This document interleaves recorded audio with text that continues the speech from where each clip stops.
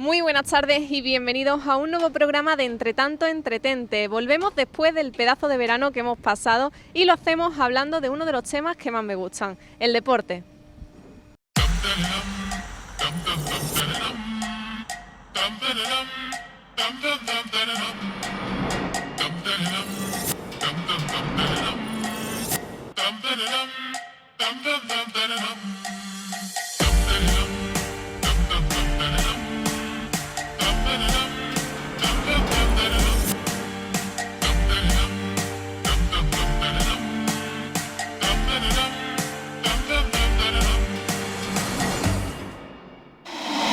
Y empezamos el programa de hoy hablando de seguridad ciudadana y por ello hoy lo vamos a hacer hablando con el policía local de Alaurín de la Torre, José Vergara. Vamos a escucharlo. Hola, buenas tardes a todos. Hoy tenemos la segunda parte del programa destinado a la seguridad patrimonial y hoy tenemos un invitado especial que es nuestro oficial de policía local, José, que dentro de su currículum no solo es oficial de nuestra policía de Alaurín de la Torre, sino también cuenta con una licenciatura en psicología y criminología, ambas por la Universidad de Málaga, y a su vez cuenta con diferentes cursos y másteres de especialización tanto en criminología como en psicología. José nos va a ayudar a entender cómo funciona el delito para poder tomar las medidas necesarias para contrarrestar la seguridad en el patrimonio. José, gracias por venir. Encantado de tenerte aquí con nosotros. Y como he dicho, eres criminólogo. Creo que en la sociedad hay un gran desconocimiento sobre lo que es la criminología y no sé si nos podrías hacer un boceto de lo que es la criminología y de lo que puede aportar a la sociedad. Sí, bueno, ante todo muchas gracias por tu generosa presentación y por invitarme al programa. Gracias a ti. Y sí, efectivamente la criminología es una ciencia que no es nueva, efectivamente no es una ciencia de nuevo, que no ha surgido ahora, sino que lleva mucho tiempo. Lo que sí que es verdad que ahora está más en auge. Ahora la criminología abarca muchos campos. Es una ciencia interdisciplinar, basada en el método empírico y científico, en la que se aglutinan muchas otras disciplinas, como pueden ser la psicología, el derecho, medicina legal, todo lo que tenga que ver, en definitiva, con el fenómeno delictivo. El objeto de estudio es en sí el propio fenómeno delictivo.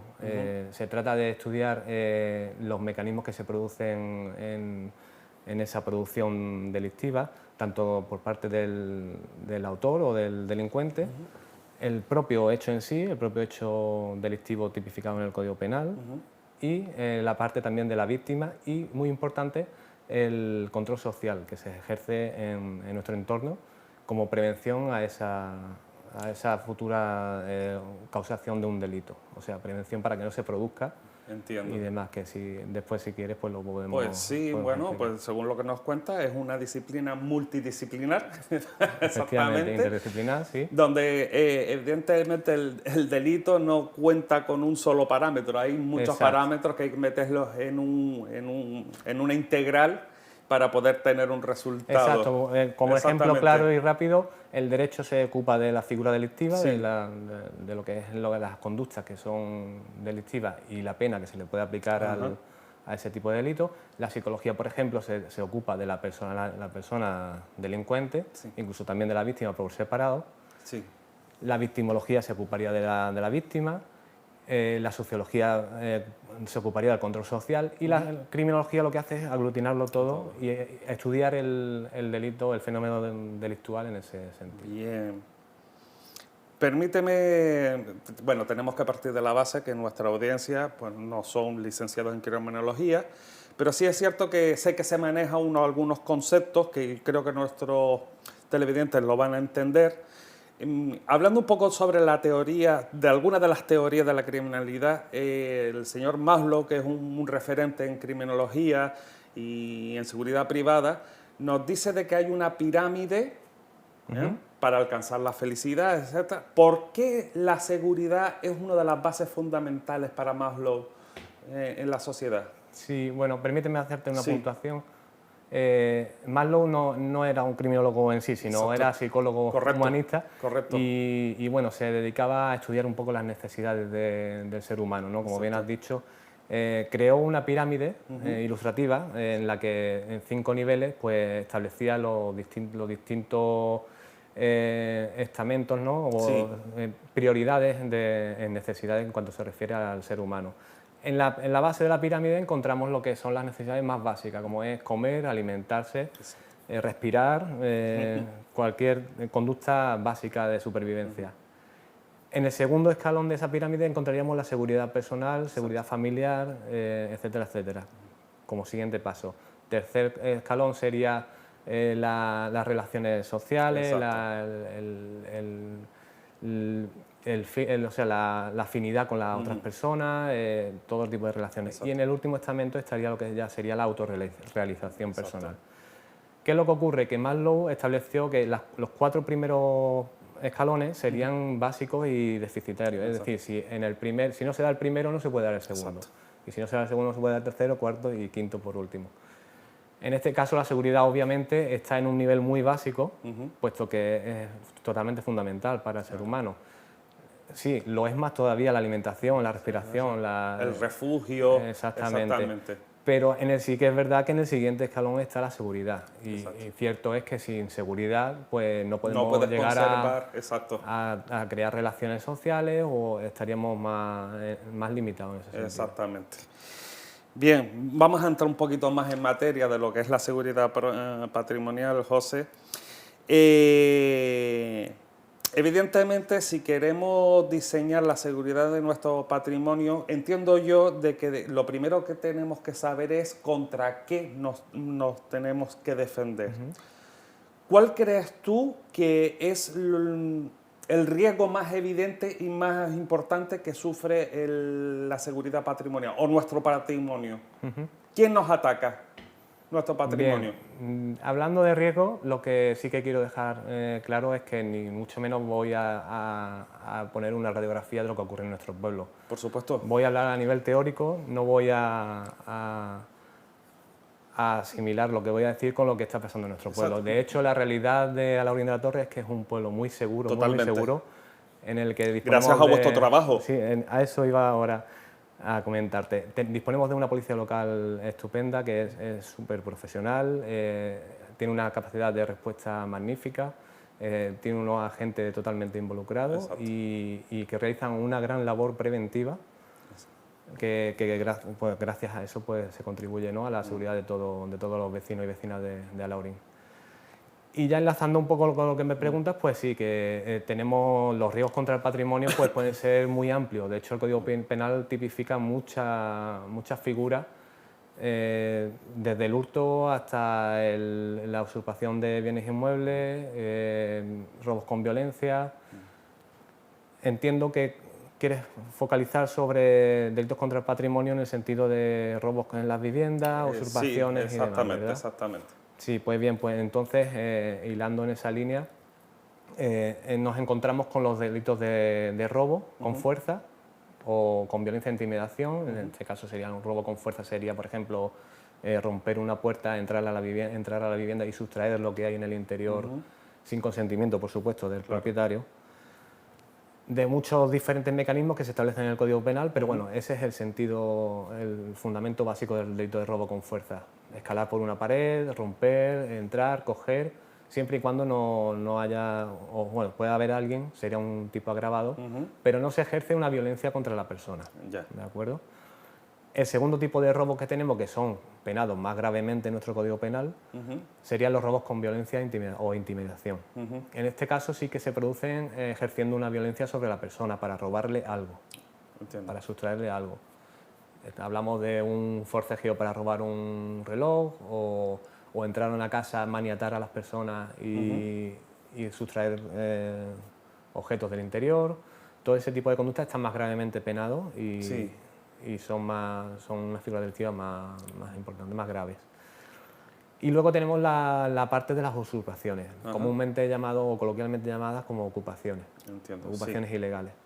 Ahí sí que también hay variantes, valga la redundancia. Ujú, Tenemos las que son con violencia, ujú. las que no son con violencia, pero siempre en contra de la voluntad del titular. Hay que distinguir muy bien si es morada o no es morada de la persona. Sí, Tenemos el caso de que hay ciertos delitos en los que se produce la entrada a la vivienda y, por ejemplo, aunque la casa es de un propietario, Sí. pero, por ejemplo, la tiene en alquiler, exacto. y eso no constituiría morada. Cuestión diferente sería que la utilice para ir, por ejemplo, los fines de semana, Ujú, que ahí sí que constituiría morada, a Entiendo. pesar de vivir en otro lado. Sí, Y por consiguiente se estaría cometiendo un delito de allanamiento de morada, vale. Sí. que sería más gravemente penado. Sí, es digamos. un poco lo que entiendo que estamos explicando la diferencia casi entre ocupación y usurpación. Exactamente, sí, bueno, dependiendo exactamente si es primera vivienda, no es primera vivienda, es vivienda habitual, Principalmente etcétera. la diferencia es Sí. ocupación, que se equipara a Bien. usurpación, y por otro lado lo que es el allanamiento y Sí. la intromisión en la intimidad de las personas. José, otra pregunta. Normalmente la gente entiende de que los robos a viviendas suelen ser pues el delincuente que pasaba por allí, ya que estoy aquí y tal. Sabemos de que hoy por hoy el delincuente se prepara y estudia tanto como el criminólogo, el director de seguridad y demás. ¿Consideras las bandas organizadas un posible peligro? O digo bandas organizadas de que son aquellos que están especializados en este tipo de delitos. Bueno, podemos hablar de varios tipos de delincuentes. Las bandas organizadas, por supuesto, están incluidas en esa tipología. Tendríamos, por un lado, las bandas organizadas, que se dedican, normalmente tienen un modus operandi ya predeterminado, en el que en una zona de influencia donde actúan, o bien son itinerantes y se van de una zona a otra. Y siempre y cuando pues, sea un grupo, como bien has dicho, banda organizada, son 3 o más personas que tengan un objetivo común. En fin, hay unas ciertas características que definen las bandas organizadas. Pero también podríamos incluir a los delincuentes un poco, yo diría, semi-organizados, los cuales pues, bueno, no pertenecen a una organización, pero sí que es verdad que tienen también su propio modus operandi. Por ejemplo, vigilan a las personas, a las viviendas, y cuando ven la oportunidad de que pueden llevar a cabo su acción, pues la llevan a cabo. Quizás digamos que están un poco organizados sin estar dentro de una banda organizada. Entiendo.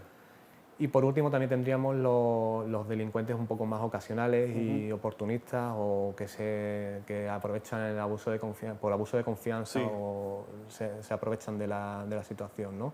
Que estaríamos hablando pues de delincuentes que van un poco tanteando, van abriendo puertas de coches por si están abiertas, o en viviendas que entran y si ven un acceso fácil, entonces ahí tienen su oportunidad.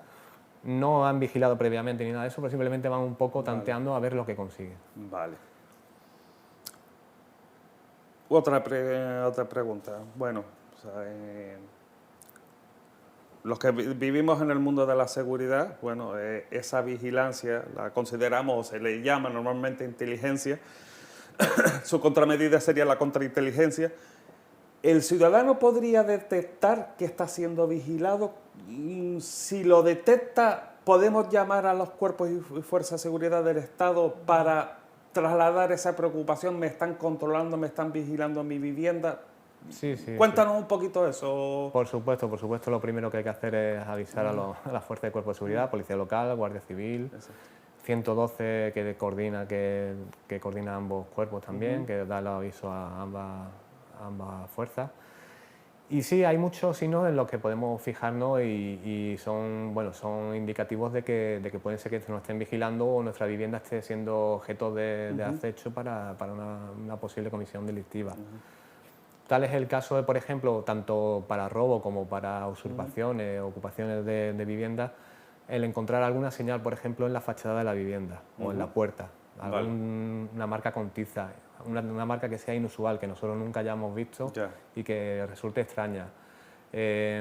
algún trozo de cartón que veamos en la puerta, en el suelo o algún trozo de plástico. Suelen hacerlo para ver si la persona está en la vivienda o no. En el caso de que estuviera en el suelo, obviamente esa puerta se ha abierto y da a entender que está morada o hay gente en el interior o están haciendo vida habitual en la vivienda.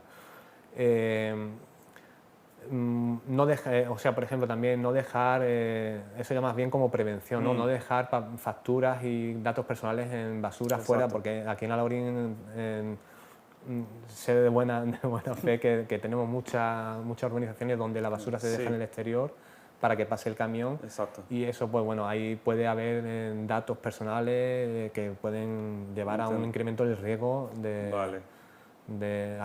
para nuestra vivienda, ¿no? O para nosotros mismos personalmente. Y por supuesto, pues sí, tenemos que dar parte a la fuerza de cuerpo de seguridad, aunque nos parezca una tontería o algo que parece trivial, o que alguien en un coche en una calle que está un poco fuera de lugar, que no conozcamos. Siempre hay que dar parte a la policía o a la Guardia Civil, porque nosotros nos encargamos de personarnos y de identificar a esa persona y verificar que está de forma legal. Y por lo menos, aunque tuviera la intención de hacer algo y no tengamos nosotros esa certeza, seguro que prevenimos y ya no va a aparecer por ahí seguramente. José, como profesional de la seguridad pública y como criminólogo, ¿qué medidas físicas y electrónicas, física en tanto en cuanto para hacernos entender a nuestros televidentes, física, a todo aquello que evita la entrada a nuestra propiedad, a nuestra vivienda, y electrónicas como sistema de aviso de que nos han entrado, ¿qué nos recomiendas al público que es importante, prioritario para ayudar a proteger su patrimonio? Pues mira, Abraham, ahí la criminología tiene mucho que decir. En ese sentido, podríamos ver el tema enfocado desde el paradigma de la prevención situacional. ¿Qué es esta prevención situacional? Esta prevención situacional incide en tres pilares básicos. El primero sería eliminar riesgos oportunidades para el delincuente. El segundo pilar sería disminuir la sensación de miedo de la ciudadanía o de las presuntas víctimas. Y el tercer pilar sería el control social del que te he hablado al principio, que ahora lo explicaremos un poco más detallado porque entiendo que es muy importante y que deberíamos de tocarlo un poco. En ese sentido, pues en el primer pilar, que sería reducir las oportunidades delictivas para el delincuente en este caso, pues entraría todo el tipo de circunstancias que me estás comentando. Seguridad privada, cámaras, no sé qué decirte más. Vallados, entiendo, puertas de seguridad. Algún animal de guarda, todo tipo de medidas de seguridad que sin duda hacen bajar las oportunidades al delincuente. José, nos quedan casi 2 minutos de entrevista. Me gustaría que me puntualizaras eso último que me has comentado. Sí, el control social rápidamente se divide en dos, formal e informal. El formal son la policía, las autoridades judiciales, todo lo que es las instituciones que se dedican a la prevención de la delincuencia. Y el informal es el que ejercen la familia, los colegios, los vecinos. Y en este punto de los vecinos es muy importante que los vecinos estemos pendientes a nuestros vecinos. Exacto. Y cualquier cosa extraña que veamos, llamemos a la policía, porque eso sin duda va a favorecer la prevención de ese tipo la producción de los delitos, en definitiva. Pues José, creo que se han descubierto muchos conceptos, es decir, se han aclarado muchos conceptos. Me gustaría seguir contando contigo para este programa porque creo que aquí hay mucho que contar. Y también invito a los televidentes que si quieren ponerse en contacto con nosotros y hacernos preguntas en concreto que nosotros podamos resolver, que lo hagan por medio de la televisión local. Y José, y poco más. Te convito a que vengas otra vez con nosotros porque creo que esto es un tema interesante que la ciudadanía necesita conocer. Exactamente, hay mucho que hablar de ello. Gracias a ti. Muchas gracias. Pues nada, señores, en el día de hoy esto es lo que ha habido y os espero para el próximo episodio de Mi Hogar es una Fortaleza. Y muchísimas gracias a nuestro policía local, José Vergara, por haberse ofrecido a hablarnos sobre seguridad ciudadana. Y pasamos ahora a hablar de deporte con mi amigo y compañero Nacho Carmona. Buenas tardes y bienvenidos un lunes más a esta sección de deportes aquí, en Entretanto Entretente. Y hoy vamos a hablar de judo. Vamos a hablar con Javier Ríos, profesor de la Escuela de Judo Rodríguez, que nos va a contar un poco cómo ha sido su trayectoria como judoka y cómo es el trabajo que desempeña dentro de esta escuela como profesor de judo, enseñando esta arte marcial. Buenas tardes, Javier. Buenas tardes.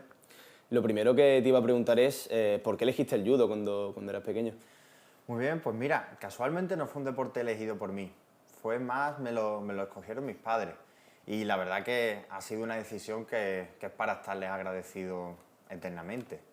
Y fue una decisión, como ya te digo, bien tomada por ellos. Pensaron bastante en mí, en la educación que podía tener a nivel de disciplina, porque antes hacía fútbol, ¿no? Como todos los niños podían hacer en la época, pero se dieron cuenta que a lo mejor era un poco más interesante tener un deporte que se centrara un poco más en la educación de la disciplina, un poco más ético y moral. Creo que era eso lo que buscaban. ¿Y cómo valoras tu trayectoria como judoka desde que empezaste hasta ahora, estos años atrás? Pues bueno, yo empecé haciendo judo a los 11 años y bueno, cada etapa tenía su importancia. Con 11 años y siendo joven, lo importante es formarte un poco como persona, los valores, aprender también a tener una buena condición física. Y yo hice judo más o menos hasta los 22 años, edad en la que ya lo dejé porque empecé a trabajar y ya la competición había que dejarla porque es bastante complicado el compaginar un deporte en el que quieres rendir, tener objetivos con el trabajo. Y bueno, tuve una carrera no muy larga, como te he dicho, pero que la disfruté, que la pude disfrutar la carrera de competidor y muy contento, muy contento. Resultados muy grandes no, pero bueno, algún campeonato de Andalucía pude conseguir, fui a campeonatos de España varios años, el mejor resultado que pude obtener un año fue en la categoría sub-20, que quedé quinto de España, pero bueno, no son grandes logros, pero suficiente para uno sentirse realizado y sabiendo que se ha divertido, que ha aprendido y que ha hecho lo correcto. Eres cinturón negro también de judo y aparte profesor, como hemos comentado antes, y yo quiero que me cuentes cómo es tu experiencia como profesor con los niños y cómo te desenvuelves y cómo lo sientes tú. Pues es bonita. Yo al principio creo que no sabía tampoco muy bien dónde me metía, lo hice un poco por inercia. Pero con el paso de los años que uno va cogiendo tablas y va aprendiendo a disfrutar también de los niños, va aprendiendo cómo educar a los niños, cómo mejorarlos en todos los sentidos, cómo mejorarlos a la hora de enseñarles a hacer una pirueta o a la hora de educarlos, ya te digo, como personas en valores. Es algo al final muy agradecido.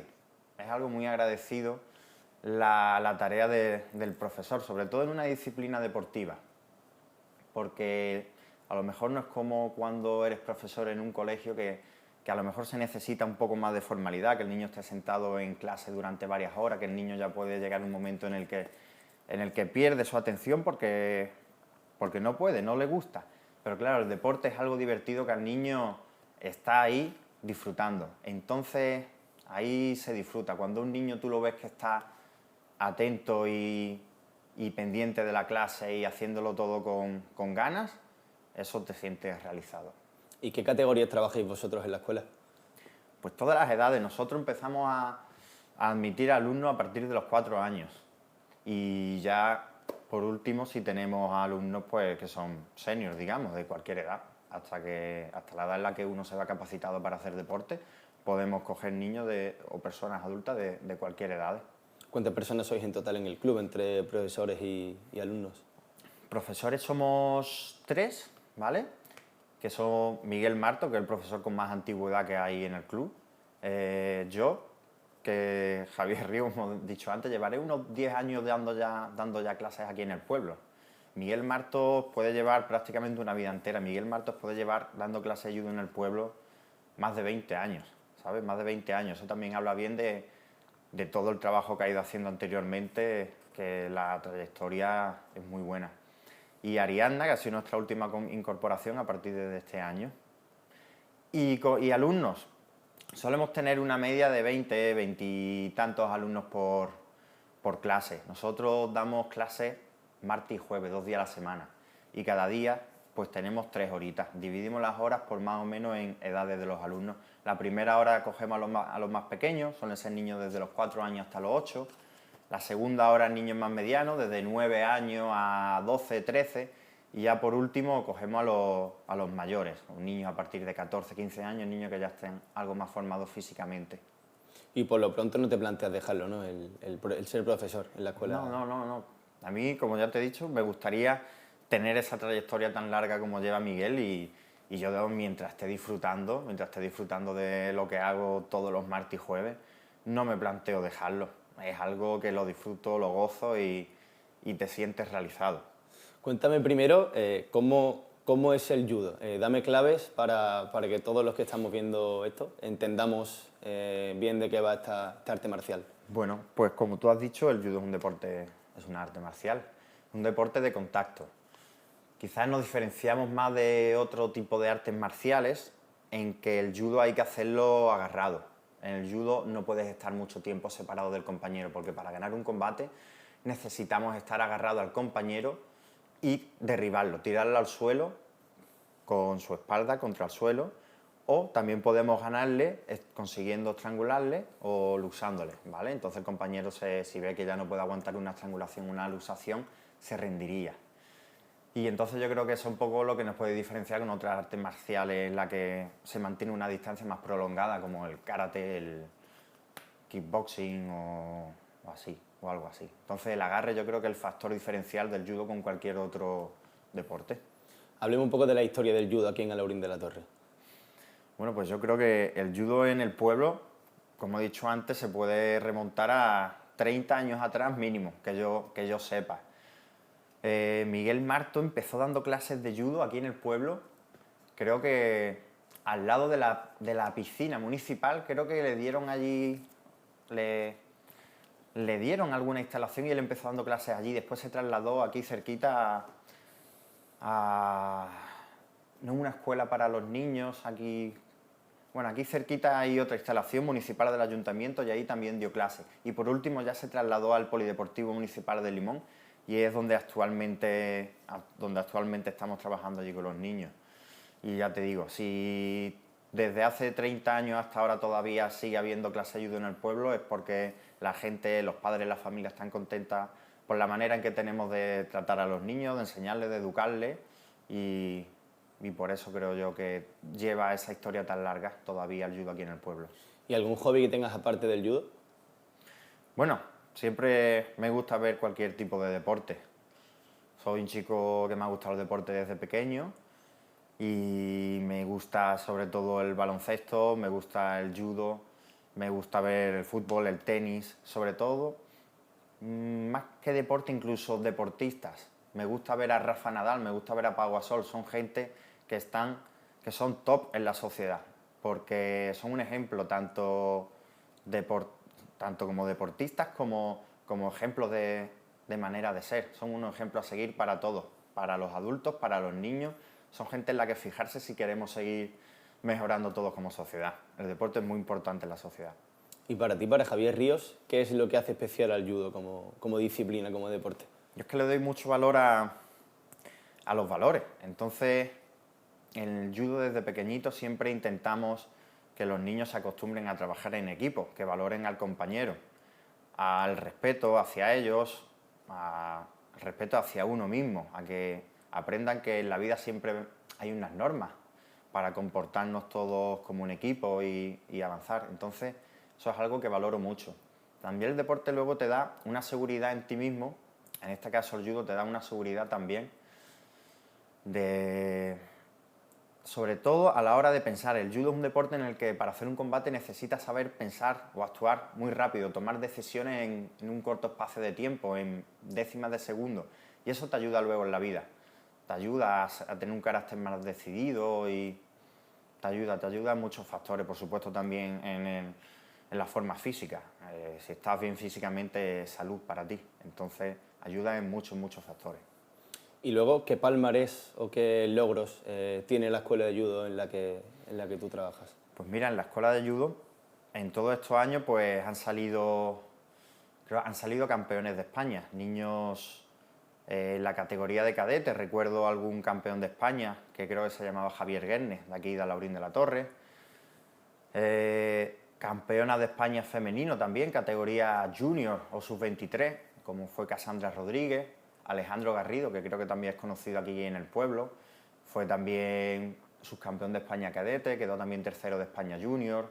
Y la verdad que en estos últimos años sí ha habido un parón de esa generación de deportistas más aguerridos, más competidores, y ahora estamos otra vez intentando incentivar, intentando enganchar a los más jóvenes a que vean lo bonito que tiene también la competición, que tiene también muchos beneficios. Entonces, estamos sembrando ahora los frutos y esperamos recogerlos de aquí a 10 años y volver a tener buenos judocas competidores. Deporte sano también el judo, ¿eh?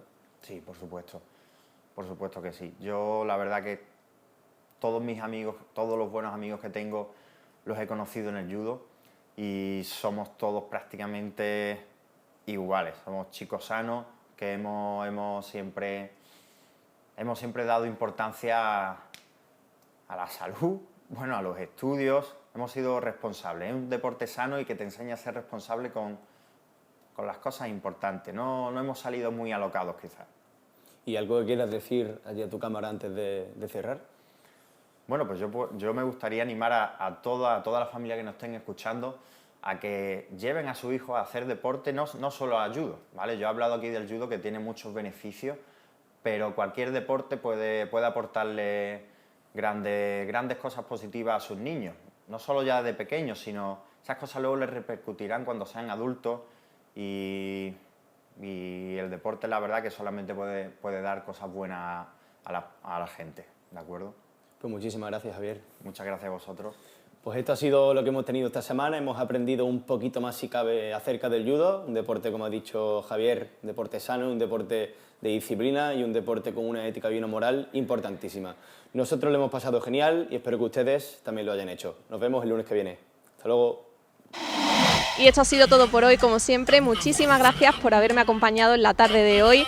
Yo les deseo que pasen una feliz semana y nos vemos el miércoles a las 5 aquí en Torrevisión. Un beso muy fuerte.